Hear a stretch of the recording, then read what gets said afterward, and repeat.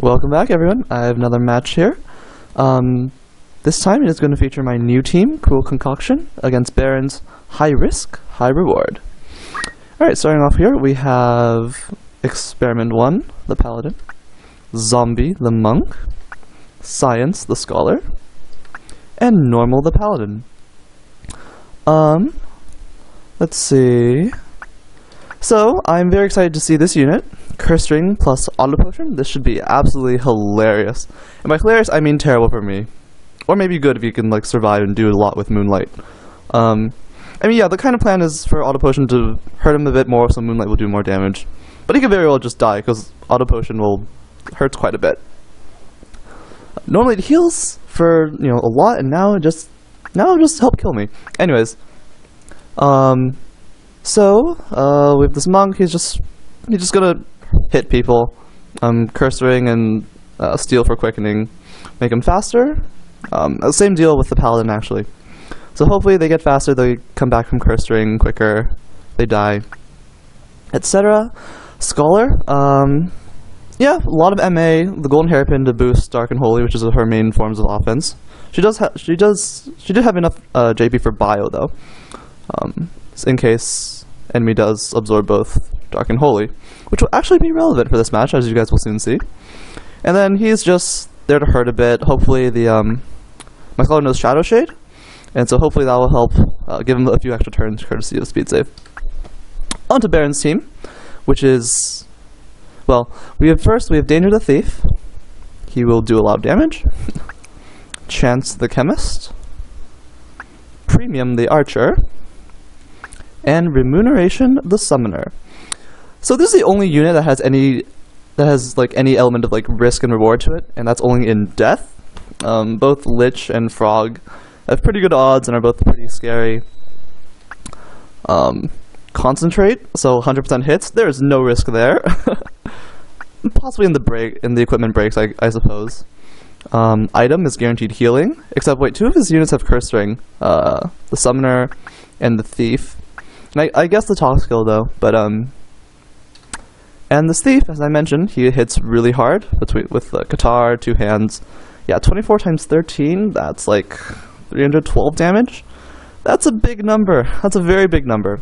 At the Curse Ring, he's not gonna die. So this definitely will be kind of interesting because my team has a mild Dark Absorb element thing going on, mainly because of the Scholar's Shadow Shade, and 2 of Barren's units, as I mentioned, the Thief and the Summoner, absorb Dark. And with Curse Ring, they also null Holy, so my Scholar isn't terribly effective against them, especially since she only knows Raise and not Raise 2. So she can't effectively drop the 2 Curse Ring units on Barren's team. Thankfully, Barren also does not have Raise 2, so my undead units will also be relatively safe. And I really expect for Barren's team that the Thief and Archer, they'll just 2-shot people if the Thief alone doesn't manages to not one-shot someone.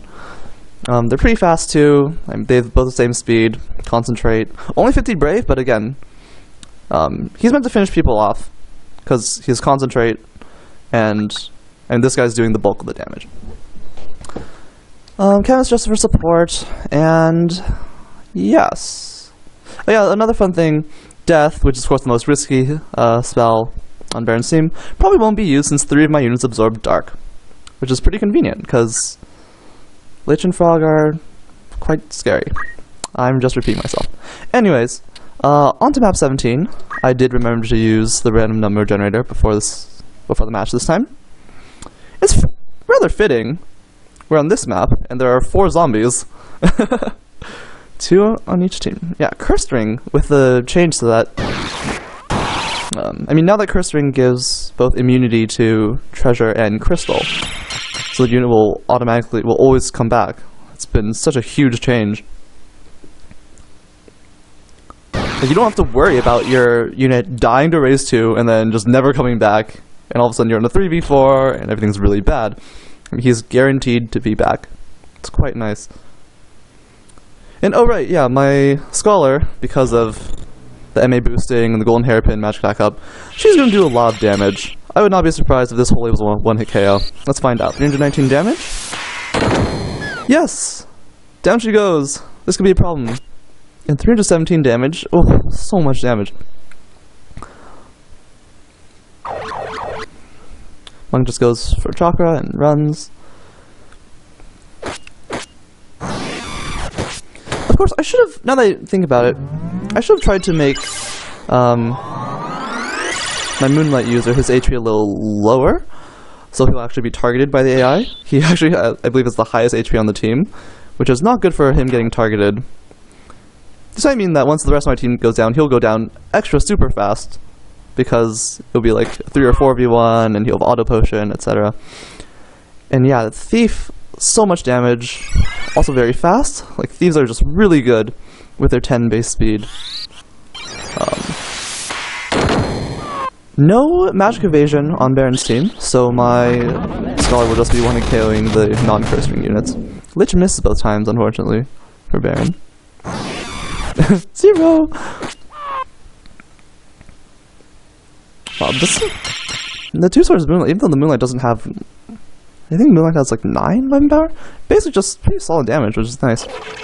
Mimic Darban, oh, misses both. That's my risky unit. 70% odds for Lich on a 70 target, I mean, that's, wow, that's unlucky for Barren. Of course, even if that had hit, I'm pretty sure she'd still survive the Lich. Probably just barely, though. And yeah, my Scholar isn't using Shadow Shade because it'll just heal Barren's team, which is pretty interesting. Is that interesting? I'm not sure if that's interesting or not. Either way, Summoners continue to use Fairy. Both of us have one undead unit down, so they will eventually get up. Oh, I do have Transfusion to help get the Moonlight active, I suppose. And oh, there's a Shadow Shade. Probably just to poke at the archer. Oh, and Auto Potion doesn't trigger? Why not? And oh, that's a death. A 66% death, it looks like. There's a speed save. It still does 70 damage. Well, that's what I get for having best compat. And MA stacking the hell out of that archer. Only 40% Darvon. That should be bad compat then, and it misses. So, will it hit? It does! There goes my Scholar. Only my Monk. My Monk is the only other unit that can revive on my team. An armor break. Oh, it misses. The Thief just gets dropped again. Revive. My Scholar is back. But... oh, death goes off instantly thanks to short charge. Misses though, thankfully for me. Death would... I mean, just taking care of that would be... I mean, just one-shotting someone just like that is pretty scary. Monk does not go for revive, goes for Spin Fist to drop the Summoner. So now would be my chance to try and finish the drop. And that archer has missed every single equipment break, I believe. Very unfortunate for Barren. I'm not terribly sure how relevant it'd be, aside from the maximum HP loss, seeing how Barren's team doesn't have fire to exploit the Curse Ring user's fire weakness, at least on my Monk. Oh, there's an armor break, but a little too late now. And the Thief will be coming back soon, but will he be back before the Holy gets off? There's a good chance, actually. Oh, nope. Game over. Oh, yeah, he gets back anyway. It's like re-raise, and oh, 287, a lot of damage. But the Southern Cross should finish the job? Like so. What? That did a lot. That must have been a crit. Anyways, on to round 2. Here we are for round 2 at map 54, Lost Sacred Precincts.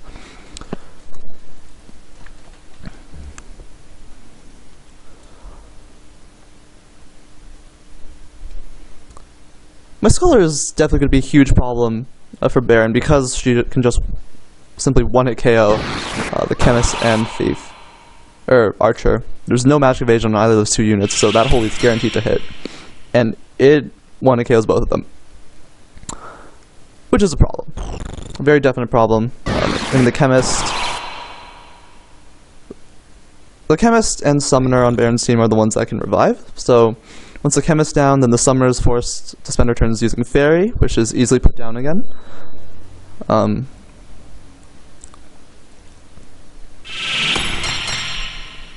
mean, the Thief is by far the big threat on Barren's team.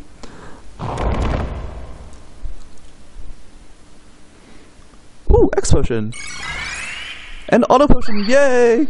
Okay, now maybe he'll be actually threatening. Oh, the Shadow Shade heals. I do want the Shadow Shade to heal, just so like he doesn't die like super quickly, but less Moonlight damage, I don't know, we'll see what happens. Death? 43%, it's not... Those aren't terrible odds, honestly. I mean, like, given how strong one-shotting someone can be, it could be a big deal. And, oh, but it misses. There's an armor break that hits. And, oh, she can't... my Scholar will now hurt herself if she chooses the Shadow Shade. Well, it's not like she was using it that much anyways, but... Bio? A little splash of poisonous water. Drops the Summoner. Only means of offense for the, against the undead units.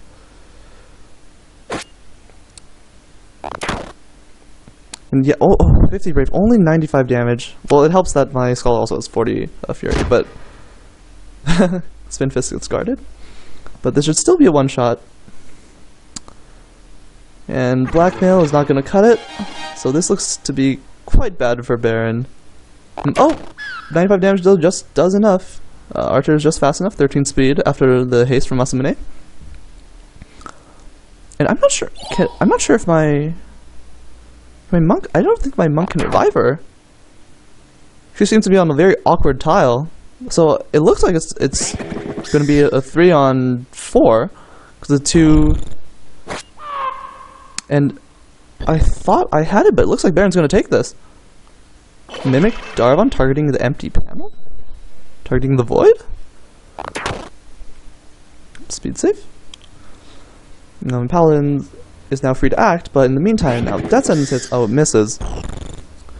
Things aren't going terribly. And oh, okay. I guess it's a good thing that All Potion didn't trigger there, because my Paladin would have died. But that's part of the point. It could be funny. Instead, my Paladin's being boring and not drinking his potions. If it hit, oh, guarded. But if one of those hit and the proc triggered, that would have been a very dead thief. In the meantime, it is a 4v1. And if Death Sentence hits, like it does now, well, Barren's team can stall no problem, and this will be going on to round 3. It will only be a matter of time.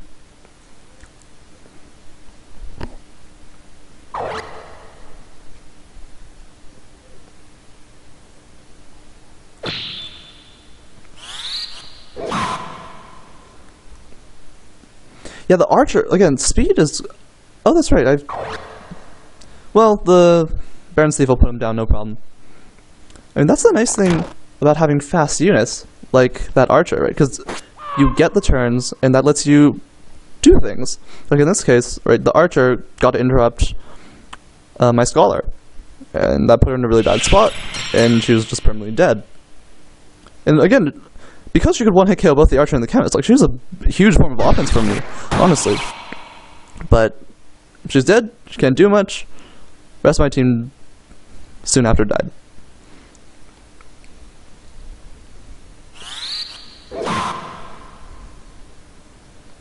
Did the Summoner just use Death again, even though she was at full health? What was that about?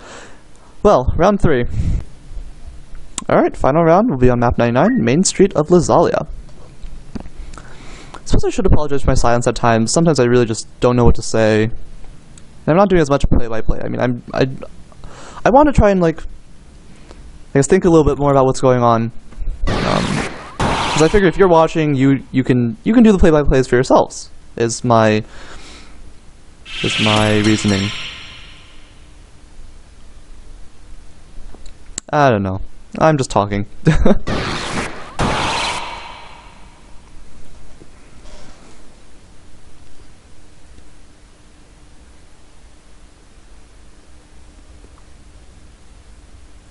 Totally probably relevant right now, but Lost Secret Precincts, it's at times a bit of an awkward map. I personally like it, but just like that little choke point where like on like the higher half of the map could be an auto potion. Oh, almost dead, almost dead. This could be interesting. Oh, Shadow Shade.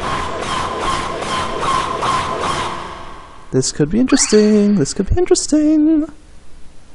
But that little like gap kind of creates a choke point, kind of awkward, and then the teams are both kind of separated. I don't know. It's interesting. It's interesting. It's very big too.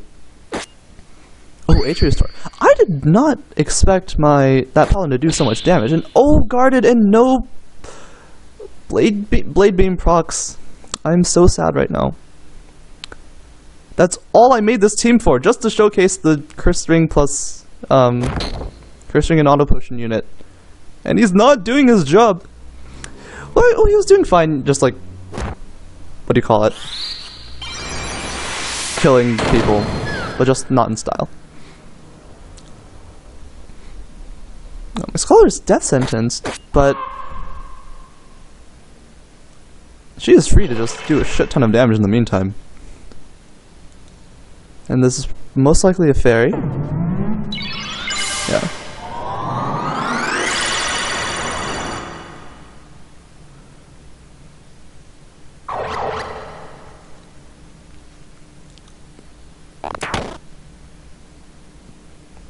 Right, here comes another 1 KO. Or actually just a bio will do enough. I mean, solid damage because of Scholar MA and Magic Attack Up and Magic MA boosting items. Like even for bio, the non-elemental strengthened spell, that's Counter Flood? No slow procs. It's just effective. My Scholar still has an effective 22 MA. And Southern Cross, snagging 2 units. This could hurt. This could hurt a lot. Damage split does a decent amount back, but yes, that did quite a lot of damage. A very significant amount on both units. And so all 3 units don't have a lot of HP, needless to say. And there's a bio to finish off the Archer, who does have re-raise, but regardless, could be big. Another death sentence hits, so my Scholar's gonna go down. Charm hits. This is really bad for Barren. And another charm hits, so it's a 6-on-0. That seems fair. 6-on-1, that seems fair. Charm is broken, but Lich... Oh, that was really cool! He broke Charm, so now Lich hits my units, except it missed. But that was really awesome. That was really awesome. Southern Cross will probably drop both units, though. Like so. And... Oh, that's right, the Thief gets back, but only does a little chakra. I think my Scholar's going to drop soon. Well, nope, first my Monk goes for another Charm. It misses this time. My Monk is kind of far away from my Scholar, though, who's about to drop, so this... I'm kind of worried. I'm not sure how this is going to go. I mean, such is the power of Curse Ring. You forget about a unit, and then, it comes back! And put it on a very appropriately threatening unit, like that Thief. And Auto Potion die! Woohoo! Alright.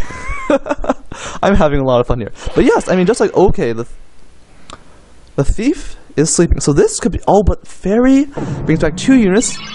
My Paladin just went, so at least one of those 2 will probably get a move. I was thinking, they're still in prime position for... Oh, but a Spin Fist, this could hurt! Double kill there. Oh, but never mind, that Paladin is death sentenced, so... Okay, first a Repeating Fist. That Mimic Daravan sleeping the Thief is huge. Okay, this is really crazy. This is really crazy. I have no idea what's going on. Things just got really interesting all of a sudden. Is this another Spin Fist? Is my Monk just gonna try and go crazy, kill all of Barren's team before my units crystallize? I do have one of my Undead Paladin is gonna get back up soon. Like so. At essentially full health. Oh my god, wow. And but Barren Summer's gonna get back soon. Oh, this is crazy. This is crazy. If Charm hits to be really good for me, it doesn't. Chance, 1 less Phoenix down to stall. The Summer should come back soon. My Scholar will crystallize. My Paladin's there just in time, but we're moving away from the team. What's going to happen? It's a Fairy. This is decently intense. I do think I'm in a better position right now, but... Oh, Repeating Fist. Only did a little bit. That Chemist is still decently healthy, and the Auto Potion just held the damage, essentially. Now the Archer is back, and so is the Thief. This is crazy, and all 5%? I am way too lucky. That was a huge dodge from my monk. Oh my goodness, and now there's a double kill. I mean, oh, the summoner can't ferry the thief, but my goodness! So unfortunate for Barren. So, I really don't know what to say. I mean, if that hit, my monk is dead, and all of a sudden Barren's in control of the match again. And then the counter flood, okay. This seems to be really bad for Barren. And I honestly feel kind of bad. I feel like I just stole that match. I stole the match from him. I mean, I'm not supposed to dodge that. My monk is supposed to be dead. My monk is supposed to be dead. And quite possibly the rest of my team has by now too, because that thief does a shit ton of damage. Instead, a spinny fist, or a repeating fist. And my paladin's being kind of passive, which is bad for me, because the thief is about to get back up again soon. So, even with that lucky turn events for me, things could still go either way. I'm not sure what's going on. This is pretty scary. Thankfully for him, no counterflip, but spin fist. Chemist guards it. Thief is back. My monk is very dead this time. Charm misses. Paladin goes for a Southern Cross to reach. Drops the thief again. This Baron Summoner's probably going to come back soon. This is just crazy. But Curse Ring makes for some really fun matches just because the guys keep coming back. Blackmail. If this hits, oh, it hits. Okay. I think Baron's in a pretty good position now. My Paladin's out of MP for the Southern Cross, but lands asleep. And this looks to be a Lich. Only 49% though. But... and it misses. I've been very lucky that those have been missing as well. Death Sentence is going to be really... oh, it misses. My monk's coming back soon. But so is my thief. Monk just all goes for a back smack. Wow, that chemist dodging with that orichalcum. That's like this... I think that's like the second time this round. Oh, but Phoenix downs the archer. Archer gets his turn and snags the crystal. That's huge. That is huge. The thief is about to come back too. Here's a death, 47%, I think. And it hits, and it hits, and the thief is back. And there goes my monk. And it looks like Barren has won this. Wow. Wow, I don't know what to say. This has been an awesome match. That's what this, and if the blackmail misses, I still have a slight chance. Maybe? That's not gonna hurt. That's not gonna help me. That's not gonna help me at all. There's a frog, 52% chance, and it hits! And Barren wins! Barren wins! Oh, great match! That was fun. That was fun. That was exciting. Wow. So, even with that lucky dodge, still ended up... wow. Wow. I am at a loss for words. That could just be me being inarticulate. That was great. Thanks for watching. Hope you guys had fun too, because I certainly did. Alright, time for some postgame on that very exciting last round. I want to first open up with this first death sentence on my Scholar, and this death sentence onto my Paladin. Because I think they prove to be pretty critical roles. Remember, Curse Ring is really nice because your guys will always keep coming back as long as you survive. And these death sentence, while they didn't immediately do much, because of the nature of Curse Ring and like how a long game favors them because the units keep coming back, I think these two really help things for Barren. Now let's see why. So a couple of fun plays in between. This one when it looked really bad for Barren after I charmed both his Chemist and Summoner. This was really neat because as I mentioned, I was really surprised. The Archer breaks the Summoner's Charm and then moves so it could hit my 2 units. However, note the Summoner's reaction. Damage Split. Damage Split does... if it triggers, it will send back 1/3 of the damage. 1/3 of the damage taken. 1/3 of 105 is 35. Archer only has 31 HP. And I'm pretty sure... Okay, if he has Regen, then this whole thing is completely off, and I should actually check this. I should have checked this, but I didn't, so I'm stupid. But oh no, Regen wouldn't have mattered, because if it works, then Archer doesn't end his turn. So yes, Barren was very lucky. It was kind of lucky in some respects that the damage split did not go off when he... Okay, I don't have a picture for that, but yeah, damage split did not trigger, because that would have killed the Archer, and that would have meant I wouldn't have had to spend a turn killing him. But moving onwards, here you see my my Paladin has died to death sentence, and a bit beforehand my Scholar should have as well. I don't remember if I got a screenshot of that or not.